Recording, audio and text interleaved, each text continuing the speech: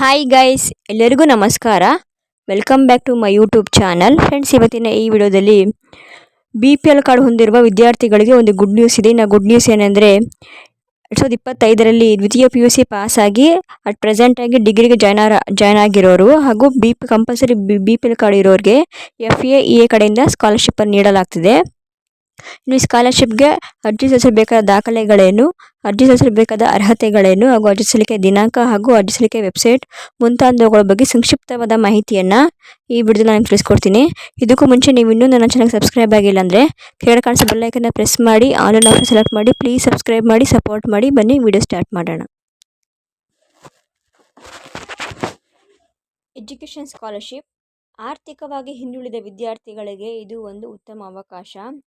Foundation for academic excellence and success ಅಂದರೆ FAEA ನಡೆಯುತ್ತಿರುವ scholarship ಯೋಜನೆಯು BPL ಕಾರ್ಡ್ ಹೊಂದಿರುವ ಮತ್ತು ಇತರೆ ಹಿಂದುಳಿದ ವರ್ಗಗಳ ಅಂದರೆ ಅವು SC, ST ಅಥವಾ OBC ವಿದ್ಯಾರ್ಥಿಗಳ ಶಿಕ್ಷಣದ ನನಸು ಮಾಡುವ ಆಶಾಕಿರಣವಾಗಿದೆ.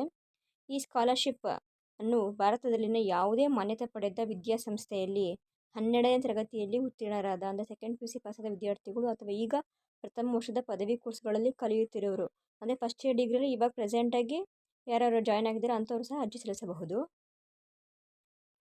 ಇನ್ನು ಯಾವ್ಯಾವ ಕೋರ್ಸ್ಗಳಲ್ಲಿ ಕಲಿಯುತ್ತಿರುವ ವಿದ್ಯಾರ್ಥಿಗಳು ಅಪ್ಲಿಕೇಶನ್ ಹಾಕ್ಬೋದು ಅಂದರೆ ಕಲೆಯೂ ಆಗಿರ್ಬೋದು, ಆರ್ಟ್ಸ್, ವಾಣಿಜ್ಯ, ಕಾಮರ್ಸ್, ವಿಜ್ಞಾನ, ಇಂಜಿನಿಯರಿಂಗ್ ಅಥವಾ ವೈದ್ಯಕೀಯ ಆಗಿದ್ದರೂ ಸಹ ಈ ಸ್ಕಾಲರ್ಶಿಪ್ಗೆ ನೀವು ಅರ್ಜಿಯನ್ನು ಸಲ್ಲಿಸಬಹುದು.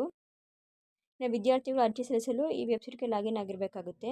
ಇದನ್ನು ನಾನು ಡಿಸ್ಕ್ರಿಪ್ಷನ್ ಬಾಕ್ಸಲ್ಲಿ ಹಾಕಿರ್ತೀನಿ, ಚೆಕ್ ಮಾಡ್ಕೊಳ್ಳಿ. ಅರ್ಜಿ ಪ್ರಕ್ರಿಯೆ ಸಂಪೂರ್ಣವಾಗಿ ಆನ್ಲೈನಲ್ಲಿ ನಡೆಯುತ್ತದೆ. ಅರ್ಹತೆ: ಈ ಸ್ಕಾಲರ್ಶಿಪ್ಗೆ ಅರ್ಜಿ ಸಲ್ಲಿಸಬೇಕಾದ ಅರ್ಹತೆಗಳು ನೋಡಿದರೆ ಮೊದಲನೇದಾಗಿ ವಿದ್ಯಾರ್ಥಿಗಳು ಕಂಪಲ್ಸರಿ BPL ಕಾರ್ಡ್ ಹೊಂದಿರುವವರಾಗಿರಬೇಕು ಮತ್ತು ಅವರು ಆರ್ಥಿಕವಾಗಿ ಹಾಗೂ ಸಾಮಾಜಿಕವಾಗಿ ಹಿಂದುಳಿದ ಸಮುದಾಯದಿಂದ ಬಂದಿರಬೇಕು.